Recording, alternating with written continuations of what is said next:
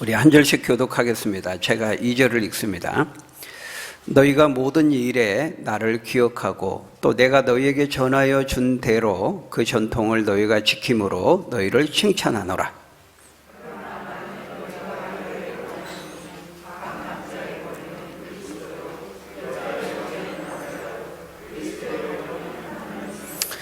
물은 남자로서 머리에 무엇을 쓰고 기도나 예언을 하는 자는 그 머리를 욕되게 하는 것이요.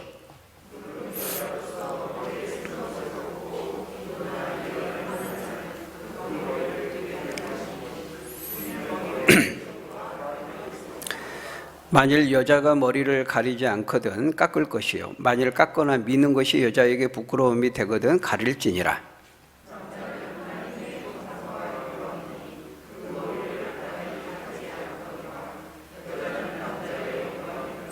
남자가 여자에게서 난 것이 아니요 여자가 남자에게서 났으며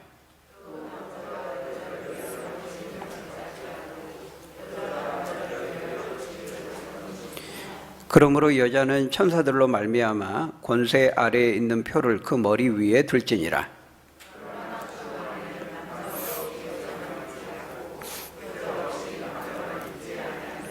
이는 여자가 남자에게서 난 것 같이 남자도 여자로 말미암아 났음이라. 그리고 모든 것은 하나님에게서 났느니라.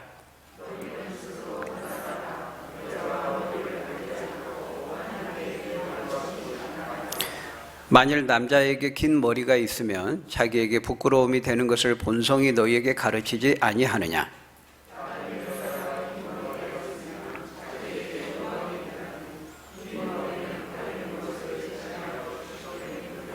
같이 읽겠습니다.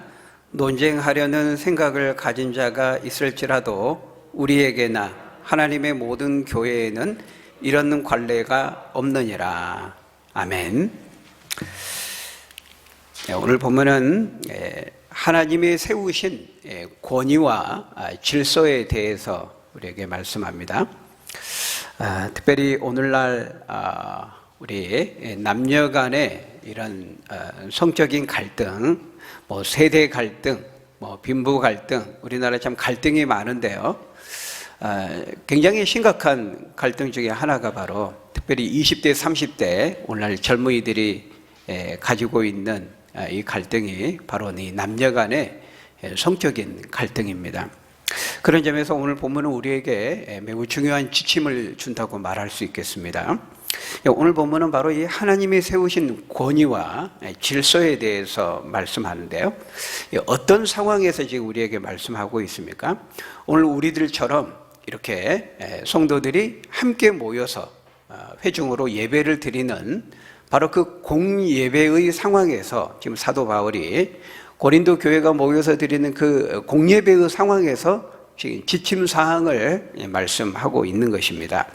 5절에 보니까 뭐라고 말씀합니까? 무릇 여자로서 머리에 쓴 것을 벗고 기도나 예언을 하는 자는 그 머리를 욕되게 하는 것이니 이는 머리를 민 것과 다름이 없다. 지금 여자들이 기도나 예언을 한다 이 말은 우리와 같이 이렇게 공적인 예배를 드리는 것을 지금 이렇게 표현하고 있는 것입니다. 그러니까 함께 예배를 드리는데 당시 여성들이 관습적으로 머리에 써야 했던 이 수건을 이제 자기 마음대로 벗고 예배를 드림으로 인해서 교회 안에 이런 무질서와 혼란을 이제 가져오게 되었던 것이죠. 여러분, 우리가 이제 예배를 드리는데요. 예배를 드릴 때에도 자기 마음대로, 자기 멋대로 드려서는 안 되는 것입니다. 그러니까 자기 나름대로 자기 열심을 가지고 드리면 되는 것이 아니라는 거예요. 어떻게 드려야 됩니까? 하나님이 정하신 방법대로 예배를 드려야 되는 것입니다. 하나님이 정하시는 원리와 질서를 따라서 드려야 된다는 것이죠. 여러분, 하나님이 정하신 방법대로라는 것은 다른 말로 말하면 하나님이 말씀하신 방법대로, 그런 말입니다. 그러니까 신앙생활을 해도 자기 멋대로, 자기 나름대로 신앙생활 하는 사람들이 있어요. 물론 자기는 열심을 가지고 하는 겁니다. 열정을 가지고 합니다. 그런데 결과적으로는 하나님께 드려지지도 않고 하나님과는 전혀 무관한 그런 열심이 될 수도 있다라는 것이죠. 그 대표적인 사람이 누구였습니까? 사도 바울이었습니다. 바울이 부활하신 예수님을 만나기 전에 어떻게 했어요? 이방 땅인 다메섹에까지 쫓아가가지고 예수 믿는 것들 다 잡아 죽이겠다고 하는 엄청난 열심을 가지고 다메섹을 향해 갔던 겁니다. 그 당시에는 이제 예수님 만나기 전에는 이름이 사울이었죠. 예수님 만난 다음에 이제 바울로 바뀌게 되는데요. 그 당시 이제 사울이 유대 땅 안에 예수 믿는 것들 잡아 죽이고 괴롭히고 박해하는 것으로는 성이 안 차가지고 이방 땅 다메섹까지 가가지고 거기서 예수 믿는 것들 교회까지도 아니 없애버려야 되겠다, 이런 열심을 가지고, 보통 열심이 아니죠. 그런 열심을 가지고 막 씩씩거리면서 다메섹을 향해 간 겁니다. 가다가 부활하신 예수님이 사울에게 찾아오죠. 사울아 사울아, 네가 왜 나를 그렇게 박해하느냐. 응? 그때 이제 부활하신 예수님을 만나면서 바울이 내가 가진 열심은 빗나간 열심이었구나, 하나님을 대적하는 열심이었구나 이제 깨닫고 이제 회심하고 돌이키게 된 거죠. 그때까지는 자신이 예수 믿는 것들을 죽이고 교회 핍박하고 하는 것이 하나님을 사랑하고 하나님을 위한 것이라고 생각을 했던 거예요. 여러분, 우리가 그럴 수 있다는 거예요. 자기는 나름대로 하나님을 향한 열심을 가지고 하는데, 로마서 10장 2절에 있는 말씀처럼 유대 바리새인들이 굉장히 종교적으로 열심히 있는 사람들이었거든요. 그 당시 사람들이 굉장히 신앙이 좋다고 여김을 받는 사람들이었다는 거예요. 그런데 하나님의 말씀의 지식을 좇은 열심이 아니었던 거예요. 그러니까 자기 의와 자기 만족을 향한 그런 종교적인 열심이었죠. 우리가 그럴 수 있다는 겁니다. 여러분, 이솝 우화에 보면은 그 두루미와 여우 그 이야기가 있어요. 이 꾀가 많고 심술이 고약한 이 여우가 이제 두루미를 일부러 초청을 해서 이제 골탕을 먹이려고 자기 집으로 초대를 합니다. 그래서 음식을 준비해 가지고 넓은 접시에 주는 거예요. 두루미야, 많이 먹어. 근데 이제 두루미는 부리가 기니까 이제 사실 먹으면 먹을 수는 있겠지만 그 이야기에 보면은 이제 부리가 길어서 이제 못 먹는다, 그렇게 나옵니다. 사실 좀 불편해도 먹을 수는 있겠죠. 이제 화가 난 이제 두루미가 이제 이번에는 이제 여우를 자기 집으로 초대를 합니다. 음식을 맛있게 준비해 가지고 이번에는 이제 목이 긴 호리병에다가 담아 가지고 여우에게 주는 겁니다. 여우야, 많이 먹어. 근데 이제 긴 부리를 가지고 있는 두루미는 마음껏 먹을 수 있었지만은 주둥이가 짧은 여우는 먹을 수가 없는 거예요.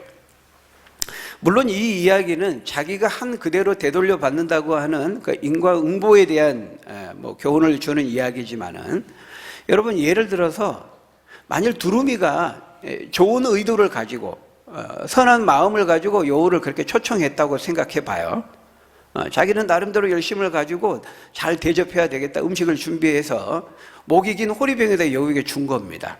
두루미 나름대로 자기 열심을 가지고 한 건데 여우는 못 먹는 겁니다. 여우 입장은 전혀 고려를 하지 않는 것이죠. 여러분, 우리가 신앙생활할 때 이렇게 할 수 있다는 거예요. 자기 나름대로 자기 관점에서만 예배하고 신앙생활할 수가 있는 거죠. 우리가 지난주 그 민수기, 우리가 지금 이번 달에 이제 민수기 큐티 하지 않습니까? 그 4장의 그 큐티 말씀에 우리가 봤는데요. 여러분, 그 성막을 이동을 할 때 이제 해체를 해야 됩니다. 그때는 그 성소 안의 기물들, 우리가 거룩한 기물들이라고 말하는 이런 것들은 일반 레위인들이 함부로 들어가서 그거를 만지거나 정리하면 안 됐어요. 오직 제사장들, 아론의 아들들 제사장들이 들어가서 먼저 그 기물들을 정리를 한 다음에 끝나면 이제 고핫 자손, 무라리 자손, 게르손 자손, 이런 레위 자손들이 와가지고 그 역할에 따라서 이제 그 기물들을 어깨에 메고 이제 운반을 하는 겁니다. 근데 만일 하나님 말씀대로 제사장들이 아닌 일반 레위인들이 들어가서 만지면 어떻게 돼요? 죽임을 당하리라 그랬습니다. 또 함부로 성소 안에 이렇게 들여다보면 안 된다 그래요. 들여다보면 죽임을 당하리라 이랬습니다. 그 안에는 제사장들만 들어갈 수 있었어요. 그러니까 하나님께서 이렇게 엄격하게 말씀을 하신 거예요. 호기심의 대상이 아니라는 거죠. 그런데 나중에 이 명백하게 율법을 통해 말씀하신 이 말씀을 어긴 사건이 일어나게 되죠. 그래서 죽임을 당하게 됩니다. 다윗이 아비나답의 집에 있는 하나님의 언약궤를 예루살렘 성으로 이제 옮기려고 한 겁니다. 다윗은 좋은 열심을 가지고 한 겁니다. 선한 동기를 가지고 자기는 좋은 궁궐에서 지내는데 하나님의 언약궤는 너무 누추한 곳에 있다. 그래가지고 사울 때부터 이 언약궤가 방치되다시피 한 그 언약궤를 모셔와야 되겠다. 하나님은 좋은 열심을 가지고 한 겁니다. 그런데 옮길 때 어떻게 했어요? 분명히 어깨에 매라 그랬는데 소가 끄는 수레에 실습니다. 그래서 소가 날뛰니까는 이 아비나답의 아들 그 우사가 그걸 붙잡으려고 하다가 움직이니까 그 함부로 만져가지고 하나님의 진노를 받아서 죽임을 당하게 되는 것입니다. 여러분, 다윗은 굉장히 좋은 동기를 가지고 한 거잖아요. 선한 열심을 가지고 한 거잖아요. 근데 열심 못지않게 중요한 것은 방법도 중요하다는 거예요. 하나님 말씀대로 옮겨야 되는 것이죠. 왜냐하면 하나님은 하나님이시기 때문에 그래요. 하나님은 존중받아야 되고 경배받으셔야 될 신성한 분이라는 거예요. 우리가 하나님의 하나님 되심을 인정하고 하나님을 존중하고 경배한다는 것은 다른 것이 아닙니다. 하나님이 하신 말씀을 존중하는 거예요. 내가 저 사람을 존중한다는 것은, 내가 아내를 존중한다는 것은, 남편을 존중한다는 것은, 또 자녀들을 존중한다는 것은, 부모를 존중한다는 것은 그가 하는 말을 주의 깊게 듣고 그 말을 존중해 주는 겁니다. 하나님이 말씀하셨잖아요. 어깨에 매라. 함부로 만지면 안 된다. 말씀하셨잖아요. 귀담아 들어야죠. 마음에 새겨야죠. 무겁게 받아들여야 되죠. 그게 하나님을 하나님으로 인정하는 것입니다.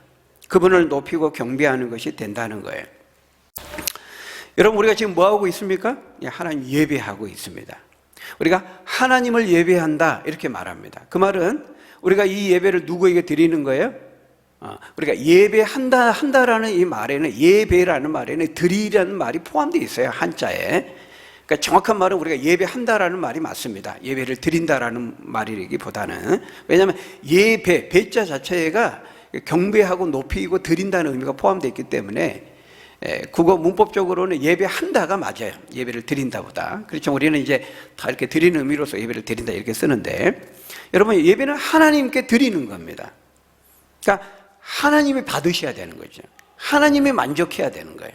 하나님이 우리 예배를 기뻐 받으셔야 돼요. 내가 기쁘면 되는 게 아니고, 내가 만족하면 되는 것이 아니고, 하나님이 기뻐하시느냐, 하나님이 연락하시느냐, 하나님 앞에 거룩한 산 제물이 되느냐, 그게 중요한 거예요. 내가 기쁘냐, 내가 만족하느냐, 그게 아니고. 근데 우리가 예배를 세상의 콘서트로, 그런 것으로 이해하는 사람들이 있어요. 여러분, 콘서트 가보셨나요? 그 분위기가 아주 뜨겁죠. 콘서트 가면 아이유 콘서트 막 촛불 막 이렇게 하면서 얼마나 뜨거운지 열광합니다. 거기에 그 분위기가 뜨겁고 그 열광하고 거기에 도취되고 막 감정적으로 도취가 되어서 자기 만족을 얻게 돼요. 근데 우리가 예배도 그런 식으로 생각하는 거예요. 내가 만족을 하고 내가 기쁘고 내가 감정적으로 카타르시스를 느끼면 이제 그 예배는 은혜로운 예배가 되는 겁니다.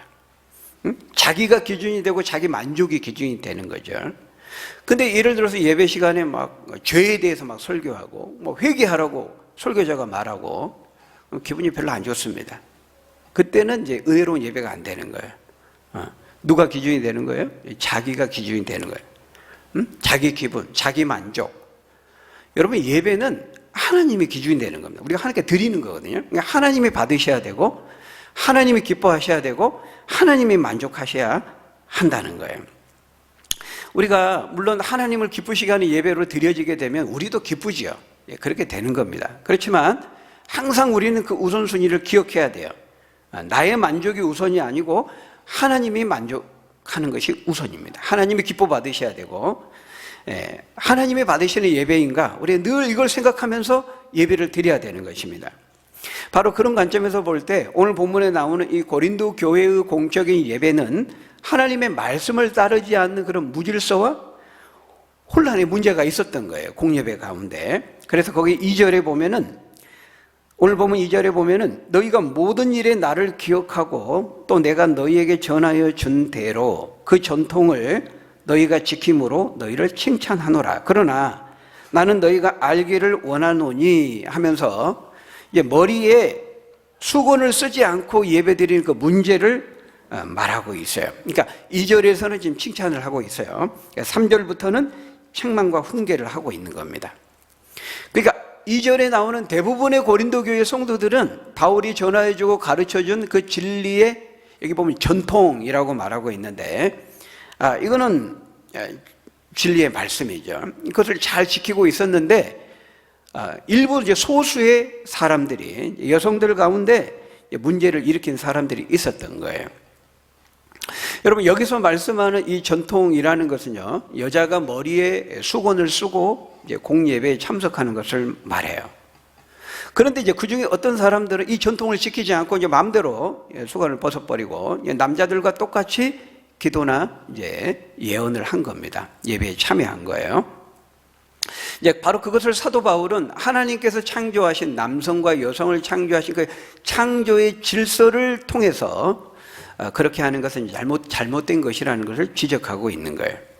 그렇게 마음대로 수건을 벗어버리고 하는 것은 그 자유에 대한 남용이라는 것입니다. 너무 자유분방하게 자기 마음대로 질서나 권위나 이런 거 다 무시하고 예배를 드린 거죠. 여러분, 앞에서 8장, 9장, 10장을 통해서 사도 바울이 계속 뭘 말씀했죠? 자유의 문제를 말했습니다. 자유. 성도들에게 그리스도 안에서 주어진 자유에 대해서 앞에서 8장, 9장, 10장을 통해서 말했어요. 여러분, 우리는 예수 믿는 사람들은 그리스도 안에서 자유함을 얻은 자들이에요. 진리를 알지니 진리가 너희를 자유롭게 하리라. 요한복음 8장 32절의 말씀이죠. 길이요 진리 대신 예수님을 믿고 만난 사람은 참된 자유를 가진 사람들입니다. 그래서 그 자유, 로마서 8장 1절에 보면은 그리스도 예수 안에 있는 자는 결코 정죄함이 없나니, 정죄함을 받지 않아요. 왜냐하면 예수님이 십자가에서 우리를 대신해서 모든 율법 요구, 하나님의 요구사항을 다 이루셨기 때문에 우리는 이제 율법에 매이지 않습니다. 율법의 자유함을 얻게 된 거예요. 그런데 그리스도 안에서 주어진 이 자유가 자유방임이나 자유분방함을 말하는 것은 아니에요. 그 자유에는 책임이 따르죠. 내가 그리스도 안에서 이 자유가 주어짐으로써 그 자유로 내가 모든 것을 할 수 있지만, 그러나 그 10장 앞에 23절에서 뭐라 그랬어요?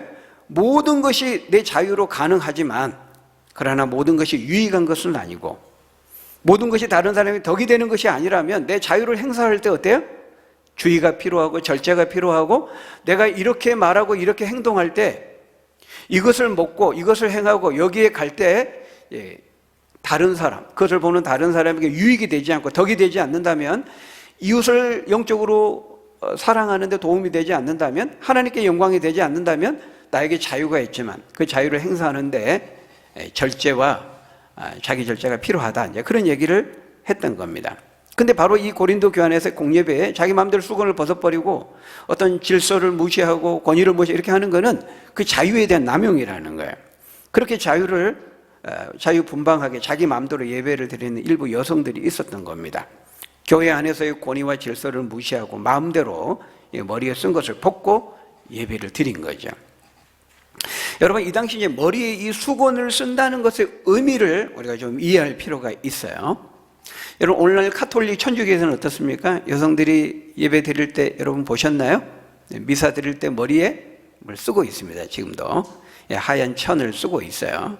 바로 오늘 본문에 있는 이 본문의 말씀에 근거해서 지금도 그렇게 하고 있는 겁니다. 가톨릭 천주교에서는.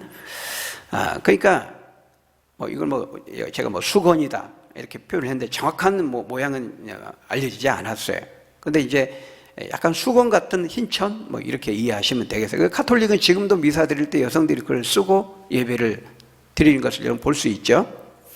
그러니까 가톨릭 천주교에서는 오늘 본문을 해석할 때 이 본문을 그 당시 문화에 국한된 것으로 보지 않고 오고 오는 시대에 하나님이 우리에게 요구하시는 교리로, 진리의 본질로 해석을 한 것입니다. 그래서 지금도 그렇게 쓰는 거예요. 우리 개신교는 그렇게 보지 않습니다. 우리 개신교는 이것이 그 당시에 문화적인 전통, 문화적인 관습이었던 것으로 우리는 해석을 하는 거예요. 저마다 그 지역, 그 나라, 그 시대에는 문화적인 어떤 전통이 있어요. 오늘날 우리에도 문화적인 전통이 있죠. 보통 이제 생머리 하면은 남성은 아니잖아요. 그죠? 여성들이 이제 생머리, 긴 머리, 남성들에게 매력적으로 보인다 그러잖아요. 여성들 하면 이제 긴 머리, 생머리, 남성들은 좀 단발머리, 뭐 스포츠 머리. 이게 이제 일반적인 우리 그 문화 안에서 통용되는 남성과 여성에 대한 모습입니다. 물론 예외가 있기는 하죠.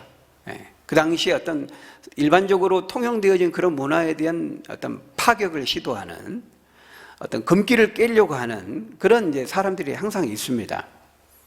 제가 이제 얼마 전에 저도 이제 오토바이를 여성이 막 타고 가요. 오토바이를 굉장히 잘 타고 가는 거예요. 그 뒤에서 보니까 머리를 묶어가지고 말총머리로 이렇게 가더라고요. 아, 오토바이를 여성이 참 운전을 잘한다. 이렇게 봐. 몸도 좀 가냘퍼요. 근데 봤더니 남자인 거예요. 여성이 아니고. 그런 경우가 있기는 합니다. 그렇지만 일반적으로 이제 긴 머리는 남성들은 잘 하지 않습니다. 여성들이 긴 머리 하고, 물론 여성들도 뭐 단발머리, 커트머리가 있기는 합니다만은, 미니 스커트, 남자는 안 입잖아요. 여성들이 입는 거죠. 물론 이제 서구 유럽 같은 데는 치마도 남자가 입는 경우가 있긴 하지만은, 우리 문화권에서는 일반적으로 치마는 여성이 입고, 뭐 미니스커트, 남성은 안 입습니다. 이런 것들이 그 당시 어떤 문화적인 전통, 문화적인 관습이라는 거예요. 물론 그런 문화적인 관습은 지역에 따라서 시대에 따라 다를 수 있고 또 얼마든지 변할 수가 있는 것입니다.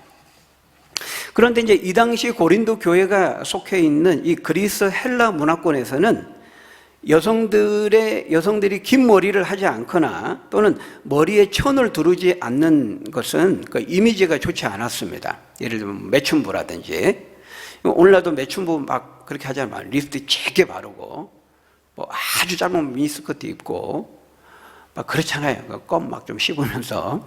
그 일반적인 어떤, 물론 뭐 이렇게 연예인들, 뭐 예능인들, 뭐 어떤 공연이 있거나 이러면 그런 복장도 하지만은 우리가 드라마 같은 데서 그 역할을 보면은 그런 역할을 맡으면 통상 그런 이미지로 이렇게 연기를 하지 않습니까? 그거는 이제 사람들이 다 일반적으로 그런 문화적인 그 상황 속에서 공유하는 그런 어떤 전통적인 관습이 있다는 거예요.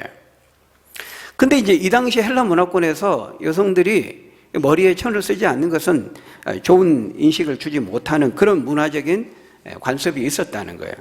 결혼한 부인이 천을 쓰지 않는 것은 이렇게 정숙하지 못한, 바람기 있는, 남편의 권위를 인정하지 않는 그런 것으로 인식을 주는 그 문화적인 관습이 있었다는 거예요. 옛날 우리 조선시대에도요, 이제 남자가 장가를 가면은 상투를 틉니다. 여성이 이제 시집을 가면은 이제 비녀를 꼽습니다.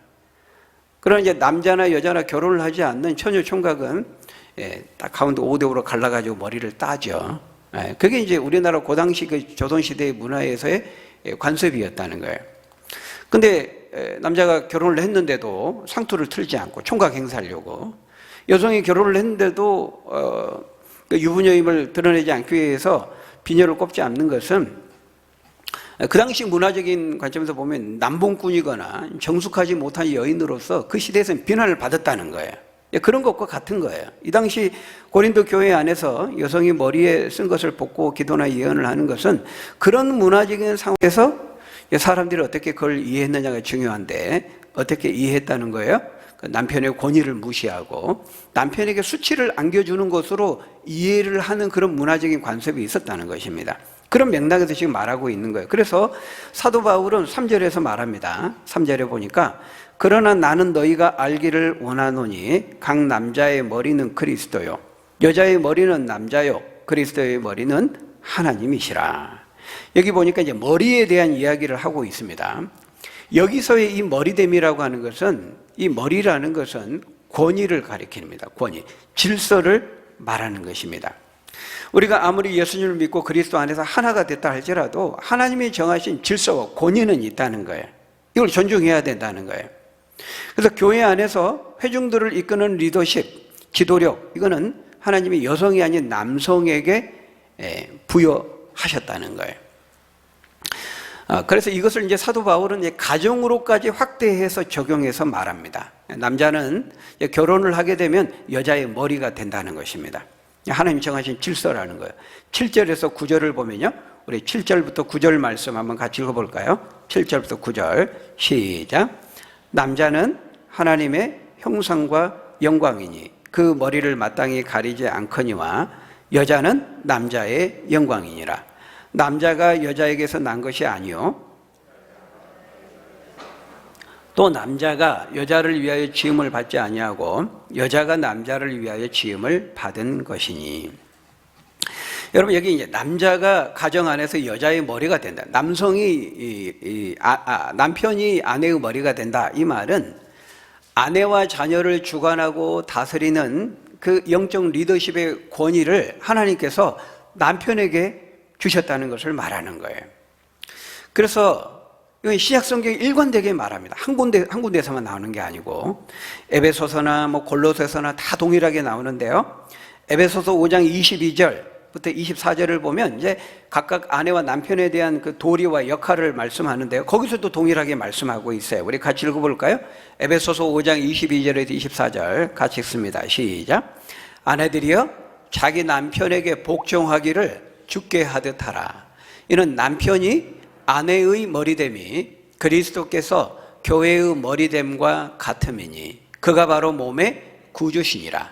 그러므로 교회가 그리스도에게 하듯 아내들도 범사에 자기 남편에게 복종할지니라.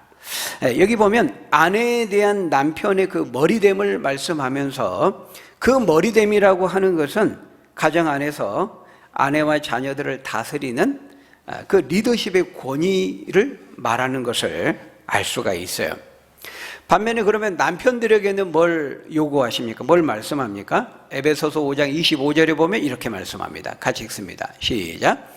남편들아 아내 사랑하기를 그리스도께서 교회를 사랑하시고 그 교회를 위하여 자신을 주심같이 하라. 여기 보면은 이제 남편들에게는 아내와 가정을 위해서, 자녀들을 위해서 자기 희생적인 생명을 내어놓을 수 있는 사랑을 명령합니다.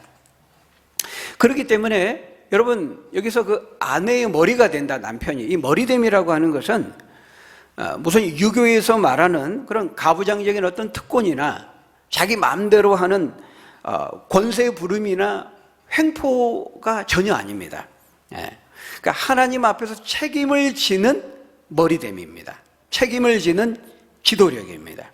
필요한 경우에는 자신의 생명까지도 내어놓아야 하는 막중한 책임이 따르는 자리가 바로 머리가 된다. 가정의 머리가 된다. 아내의 머리가 된다. 그런 말입니다. 그러니까 권위와 권세가 있지만은 거기에는 책임이 따르는 권위입니다. 책임이 전제된 권위라는 거예요. 그래서 여러분, 에덴 동산에서 하와가 선악을 알게 하는 나무의 열매를 먹고 먼저 죄를 범하잖아요. 그리고 자기가 먹고 범죄한 다음에 남편에게도 줘서 죄를 이제 같이 공범죄에 빠지게 됩니다. 근데 여러분, 누구의 죄가 더 크죠? 남편과 아내의 책임, 아담과 하와의 책임 중에 누구의 책임이 더 큽니까? 말할 것도 없이 아내 하와의 책임이 훨씬 크죠. 그런데 여러분, 하나님께서 나중에 찾아오셔서 먼저 누구에게 찾아가셔서 누구에게 책임을 묻습니까? 하와가 아니고 하나님은 아담에게 가서 아담에게 책임을 묻습니다. 따집니다. 왜 그렇게 하셨을까요? 아담이 머리가 되기 때문입니다. 아담이 대표가 되고 아담이 책임을 지는 그런 머리됨의 자리에 있었기 때문에 하나님이 그렇게 하신 거예요. 여러분, 한번 잘 생각해 보세요. 우리 여성들은 이렇게 남편에게 이렇게 복종하라, 이런 성경의 말씀에 대해서 거부감을 가지는 여성들도 있을 거예요. 근데 여러분, 한번 잘 생각해 보세요. 누구의 책임이 더 크고 어느 게 더 어려울까요? 남편의 요구가 더 큰 것 같아요? 아내의 요구가 더 큰 것 같아요? 아내에 대한 요구가 큰 것 같아요? 어느 게 더 어렵죠? 그러니까 남편은 아내를 사랑하고 아내는 남편을 복종하라 그랬어요. 복종과 사랑, 사랑과 복종, 어느 게 더 쉬워요? 여러분, 아내의 역할이 훨씬 더 쉬운 겁니다. 쉽게 말해서 그냥 남편 하자는 대로 하면 되는 거예요. 복종한다는 거는. 여러분, 근데요, 남편은요, 자기의 생명을 내어놓아야 하는 희생이 따르는 그런 책임이 있는 그런 역할을 요구하신다는 거예요. 그래서 우리가 이 머리 된다, 복종한다, 이런 성경의 말씀을 오해하는 분들이 있어요. 특별히 오늘날 이 아내에 대한 남편의 머리됨, 아내가 남편에게 복종하라, 이런 말씀이 이 현대 사회에서의 그런 남녀의 그 어떤 평등을 요구하는 이런 현대 사회의 개념과 맞지 않는 것처럼, 또 나아가서는 더 뒤떨어지는 것처럼 이렇게 오해하는 분들이 있는데요, 절대로 그렇지 않습니다. 여러분, 성경만큼 인간의 인권에 대해서, 특별히 여성의 인권에 대해서 분명하게 말하고 가르치는 경전이 없습니다. 방금 말씀드린 것처럼 이 남편의 머리됨, 그리고 남편에게 복종하라는 이 말씀은 맹종과 굴종을 말하는 게 아닙니다. 어떤 예속이나 종속을 말하는 게 아니에요. 억압이나 횡포를 말하는 게 아니에요. 성경은 그리스도 안에서 남자나 여자나, 종이나 자유자나, 헬라인이나 유대인이나 다 하나다, 이렇게 말하고 있어요. 갈라디아 3장 28절에 보면은 다 하나다, 차별이 없다, 다 평등하다, 이렇게 말씀하고 있어요. 하물며 가정 안에서 남편과 아내의 관계이겠습니까? 여러분, 오늘 보면 11절 12절도 보세요. 오늘 고린도전서 11장 11절 12절에도 보면은, 그러나 주 안에는 남자 없이 여자만 있지 않고 여자 없이 남자만 있지 않다. 이는 여자가 남자에게서 난 것 같이 남자도 여자라 말미암아 났음이라. 그리고 모든 것은 하나님에게서 났느니라, 이렇게 말하고 있어요. 남자 없이 여자만 없고 여자 없이 남자가 없다는 겁니다. 그래서 이게 다 하나님께서 이들을 동일하게 만드셨고 하나님 앞에 다 평등하고 동등하다, 지금 이걸 말하고 있어요. 그러니까 남자와 여자는 서로 상호 보완적인 관계에 있다는 것입니다. 그래서 여기서 평등을 말하고 함께 조화와 일치와 화합과 하모니를 지금 말하고 있는 거예요. 물론 분명히 남성성과 여성성에는 차이가 있습니다. 여러분, 당연히 차이가 있죠? 근데 오늘날 페미니즘이나 여성 해방 운동을 주장하는 자들은 이 남성성과 여성성 자체의 차이를 인정하지 않으려고 합니다. 무조건 똑같다는 거예요. 남자가 하는 거 우리 여자가 다 할 수 있다. 그래서 너희들만 술 먹냐? 우리도 술 먹을 수 있어. 너희들만 담배 피냐? 우리도 담배 필 수 있어. 너희들만 바람 피고 불륜하냐? 우리도 그렇게 할 수 있어. 그래서 다 그렇게 파격과 금기를 깨면서 시도를 하는 겁니다. 그게 해방을 이루는 것이래요. 여러분, 그건 과거에 남성들이 잘못한 거였습니다. 그럼 남성들을 정죄하고 그건 죄고 그건 못하게 하고 안 하게 해야죠. 근데 너희들이 그렇게 하느냐? 우리도 똑같이 한다. 여러분, 그것이 평등과 해방이 아닌 것입니다. 여러분,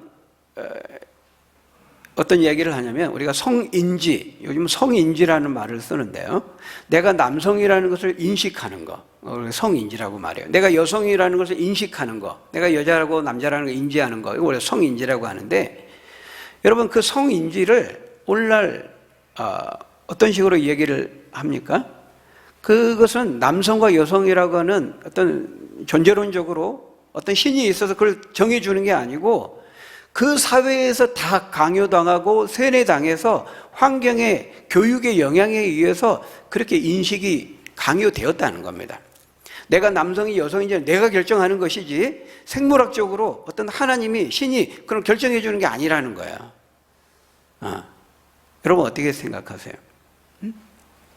그래서 어렸을 때부터 남자에게는 파란색 입히고 로봇도 주니까, 그래서 남성과 같은 그런 남성성으로 교육이 되는 것이지, 쇠뇌되는 것이지, 여성에게는 분홍색 입히고 인형 주어지니까 여성성이라고 하는 것이 그렇게 길러지는 것이지, 생물학적으로, 존재론적으로 남성과 여성이 그렇게 정해지는 게 아니라는 거예요. 그럴듯합니까? 여러분, 성경과 완전히 배치되는 말이에요. 그렇지 않아요. 하나님은 남성과 여성으로, 남자와 여자로, 남성성을 가진 남자와 여성성을 가진 여성으로 만드셨어요. 생물학적으로, 존재론적으로 그 성을 그렇게 정하신 거예요. 그래서 분명히 남성과 여성의 차이가 있어요. 그렇지만 그 차이는 차별이 아니에요. 하나님 차별을 의도하고 그렇게 만드신 게 아니라, 그건 다름이고, 그 다름은 갈등과 대립을 조장하기 위해서 하나님 만드신 것이 아니고, 서로 다름은 조화를 이루기 위해서 한 거예요. 서로의 돕는 자가 되기 위해서. 하와를 아담의 갈비뼈를 쥐어서 만들 때에는 물론 돕는 자로서 만드셨지만은, 하나님은 남성도 여성의 돕는 자로 만드셨다고 말하고 있어요. 그러니까 여기 보면은 아담을 제외한 모든 남자는 다 여자를 통해서 납니다. 그러니까 여자 없이 남자가 존재할 수 없다는 거예요. 지금 그 말을 하고 있는 거예요. 그러니까 똑같이 중요하다는 거죠. 이거는 남자와 여자의 어떤 우열의 문제가 아니라는 거예요. 존재론적으로 다 동등하다는, 하나님 앞에서. 그러니까 여러분 여기 코가 있고 입이 있고 귀가 있잖아요. 이건 서로 다른 겁니다. 다른 것이지, 여러분 입이 더 우월해요? 귀가 더 우월해요? 눈이 더 우월해요? 어느 게 더 우월해요? 그 질문 자체가 잘못된 거예요. 그거는 우열의 개념이 아니에요. 그러니까 서로 다름으로써 서로 달라야 하기 때문에 우리 몸이 유기적으로 기능을 해서 우리 몸의 건강을 유지하고 우리가 생존하며 살 수 있는 거예요. 다 코만 있다. 코도 음식으로 먹고. 코만 있다. 어떻게 되겠어요? 달라야 되는 겁니다. 달라야 그 다름이 하모니를 이루고 조화를 이루고, 그래서 우리 몸이 생존케 되는 거예요. 남성과 여성의 그 생물학적인 다름이 분명히 있어요. 여러분, 남성이 애 낳고 젖을 물릴 수 있나요? 생물학적인 차이 그 자체를 인정하지 않으려고 하면 안 되는 거예요. 그거는 성경을 거부하는 거죠. 하나님 분명히 남성과 여성의 두 성만 있다고 말하는데, 오늘날 이런 페미니즘, 여성해방, 다윈의 진화론, 마르크스의 그런 유물론, 이런 프로이트의 성해방론, 이런 것들을 받아들이는 사람들이 그걸 인정하지 않는 거예요. 그래서 남성과 여성만 있는 게 아니라 LGBT, 레즈비언, 게이, 양성애자, 트랜스젠더를 비롯해서 아침에는 남성이었다가 저녁에는 여성으로 바뀌는 그런 성이 한 50개가 된다는 거예요. 말이 됩니까, 여러분? 그러니까 하나님의 말씀을 거부하려고 하는 인간의 어리석음이 그렇게 표출이 된 것이죠. 남성과 여성은 분명히 하나님이 차이가 있도록 만드셨어요. 그러나 그 차이는 차별이 아닙니다. 서로 보완하고 조화를 이루도록 하신 것이죠. 그래서 여러분 여기 11절 12절의 말씀을 보면 앞에 8절 9절 말씀과 얼핏 보면 상충되는 것처럼 보이지만은 그런 게 아닙니다. 그러니까 8절 9절에서는 남자의 머리됨을 말씀하면서 그 근거로서 하나님 먼저 남자를 만드셨고, 남자의 갈비뼈를 취해서 여자를 만드셨기 때문에 순서적으로 남자가 먼저다. 그걸 말하고 있어요. 그리고 여자를 만든 것도 남자의 돕는 배필로서 남자를 위해 지었다, 이렇게 말하고 있지만 11절에서는 다시 그것이 어떤 존재론적인 우열의 개념으로 생각할 위험성이 있기 때문에 바울이 높아심에서 11절에서 말하고 있는 거예요. 그러나 주 안에서는 남자 없이 여자만 있지 않고 여자 없이 남자만 있지 않다. 아담을 제외한 모든 남자는 다 여자를 통해 이 땅에 태어났기 때문이다, 이렇게 말하고 있어요. 그럼에도 불구하고 가정 안에 남성에게 이런 머리됨을 하나님이 두신 그 질서와 권위를 그렇게 두신 것에는, 여러분 가정 안에서 어떤 것을 결정해야 돼요. 근데 의견이 서로 달라. 남편은 아내의 조언을 잘 귀담아 들어야 됩니다. 그럼에도 불구하고, 그럼에도 서로 대화하고 의논하고 했는데도 어떤 것을 결정해야 되는데 의견이 일치가 못 됐어요. 그럼 어떻게 해야 돼요? 최종이 어떤 것을 결정을 해야 되잖아요. 그럴 때 최종 결정권에 대한 그 권위를 남편에게 그렇게 뒀다는 겁니다. 우리가 어떤 곳에서도 의회에서도 의장이라는 게 있잖아요. 치열하게 논의하지만 뭔가는 땅땅땅 최종 결정을 해야 돼요. 그래야 뭐가 되잖아요. 일이 되잖아요. 가정 안에서의 어떤 그 사역, 그 기능을 온전히 하기 위해서 이런 역할에 구별을 두신 거예요. 그건 존재론적인 어떤 우열의 개념이 아니라는 거예요. 만약에 남자가 여자보다 존재론적으로 더 뛰어나기 때문에 여자의 머리가 된다고 한다면은, 여러분 그 3절의 말씀은 모순이 되어버립니다. 3절에서 그 머리됨을 이야기하는데, 왜냐하면 그리스도의 머리는 하나님이다 그랬잖아요. 그럼 만약 그것이 남자가 여자보다 더 뛰어나니까 머리로 됐다는 의미로 한다면은, 그러면은 성부 하나님이 그리스도 대신 성자 하나님보다 더 우월합니까? 성자 하나님은 성부 하나님보다 더 열등합니까? 종속됩니까? 그렇지 않습니다. 삼위일체라고 말하잖아요. 우리가 말은 성부 하나님, 아버지 하나님, 성자 예수님, 아들 하나님 이렇게 말하지만, 우리 인간적인 아버지와 아들의 그 개념으로 생각하면 안 돼요. 성자 하나님과 성부 하나님은 그 지위와 그 권세와 그 능력에 있어서 동등해요. 그래서 예수님이 이 땅에 오실 때 빌립보서 2장에 뭐라고 말하죠? 하나님과 동등됨을 취할 것을 여기지 아니하시고 스스로 그 영광의 보좌를 보류하시고 우리 인간을 구원하시기 위해 스스로 자발적으로 순종해서 하나님의 그 삼위일체 되신 그 구원의 계획을 이루기 위해서 예수님이 직접 스스로 그것을 양도하고 낮아지시고 인간이 되셨다고 말하고 있어요. 똑같은 지위와 권세를 가지고 있습니다.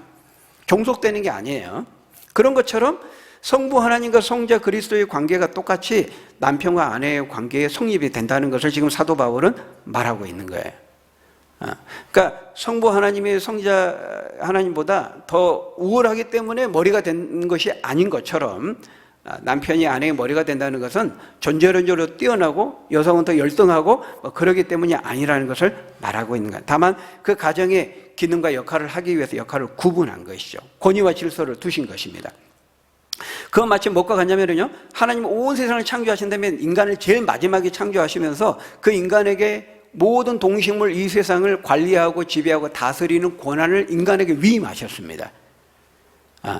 근데 만일 나무가 인간에게 막 대들고 동물들이 인간의 다스림을 거부한다면요, 그건 하나님의 세우신 질서와 권위를 대항하는 것이 되고 마는 거예요. 하나님께서요, 그렇게 말씀하셨어요. 창세기 1장 27절 28절 보면은 이렇게 말씀합니다. 우리 같이 읽어보겠습니다. 시작. 하나님이 자기 형상 곧 하나님의 형상대로 사람을 창조하시되 남자와 여자를 창조하시고 하나님이 그들에게 복을 주시며 하나님이 그들에게 이르시되 생육하고 번성하여 땅에 충만하라. 땅을 정복하라. 바다의 물고기와 하늘의 새와 땅에 움직이는 모든 생물을 다스리라 하시니라. 하나님이 모든 것을 창조하시고 하나님이 주인이세요. 근데 그 하나님의 주인된 권세를 인간에게 위임하셔가지고 인간이 모든 것을 다스리도록 하셨다는 거예요. 그래서 이 온 세상에는요, 하나님이 정하신 질서, 권위가 있는 거예요. 인간이 만물의 영장으로서 모든 만물을 하나님의 권세를 위임받아가지고 다스리도록 그 질서, 권위를 세우셨다는 거예요. 그러니까 여러분, 이 세상에는 권위가 있는 겁니다. 그 권위가 권위주의로 가고 이런 어떤 이 횡포를 부리고 군림하고 이렇게 되는 것은 하나님 뜻이 아니에요. 그거는 죄가 잘못 역사한 거죠. 근데 하나님은 권위와 질서를 세우셨어요. 근데 오늘날 어떻습니까? 시대가 갈수록 권위를 인정하지 않습니다. 하나님의 권위를 인정하지 않고 말씀의 권위를 인정하지 않아요. 동성애는 죄다 그러는데 인정하지 않습니다. 남성과 여성으로 하나님 만드셨다, 두성으로 만드셨다. 근데 아까 말한 것처럼 뭐 LGBT 이야기하고 50개 성을 이야기하고 인정하지 않습니다. 가정에서도 남편과 아버지의 권위를 인정하지 않습니다. 그래서 그 이사 갈 때 뽀삐라도 안고 있어야 데려간다 그러잖아요. 강아지 안고 있어야 가지. 남편은 어디로 이사 간지도 모른다고 막 우스갯소리로 뭐 얘기합니다만은 학교에서도 교사의 권위를 인정하지 않습니다. 학생들이. 여러분, 사회에서도 대통령을 비롯해서 모든 권위자들의 권위를 깔아뭉갭니다. 대통령을 바보로 만듭니다. 여러분, 대통령 바보로 만들면요, 우리도 다 같이 바보가 되는 거예요. 그 누가 뽑았습니까? 잘한 것은 좀 잘한다고 하고 못한 것은 물론 건전하게 비판할 수 있지만은 어떤 권위도 우리가 다 깔아뭉개 버립니다. 그러면 결국 우리가 형편없는 사람이 되는 거예요. 여러분, 가정 안에서도요, 아내가 더 똑똑할 수 있어요. 경제적으로 돈을 좀 더 많이 벌 수도 있습니다. 가정에 따라서 아내가. 그래도 하나님은 가정의 머리됨을 남편에게 두셨어요. 하나님이 정하신 질서와 권위를 그렇게 정하신 거예요. 근데 자기가 좀 똑똑하고 돈 좀 많이 벌고 그렇다고 해가지고 남편의 권위를 무시하고 아버지 권위를 깔아뭉개면요, 그걸 본 자녀들은 나중에 어머니의 권위도 부정하고 인정하지 않습니다. 그건 당연한 귀결인 거예요. 내가 남편을 왕으로 대하면 내가 왕비가 되는 거지만 내가 남편을 무시하면은 형편없는 사람 취급하면은 자기도 그렇게 되는 겁니다. 누가 그 선택했습니까? 자기가 고른 거잖아요, 자기가. 그래서 저는 절대 나가서 다른 사람한테 아내에 대한 험담을 해본 적이 없습니다. 하나님 앞에 명세코 험담을 해본 적이 없어요, 저는. 아내가 너무 완벽해서요? 그건 아니고 사람이 다 죄에 연약함은 있어요. 말해봤자 누워서 침 뱉기지. 자기 얼굴에 먹칠하는 거죠. 늘 좋은 것만 보고 좋은 것만 말하는 겁니다. 여러분도 그렇게 하시기 바랍니다. 여러분, 우리가 하나님의 정하신 질서와 권위를 인정할 때 하나님 그 인생을 축복하시고 그 가정을 축복해 주시는 거예요.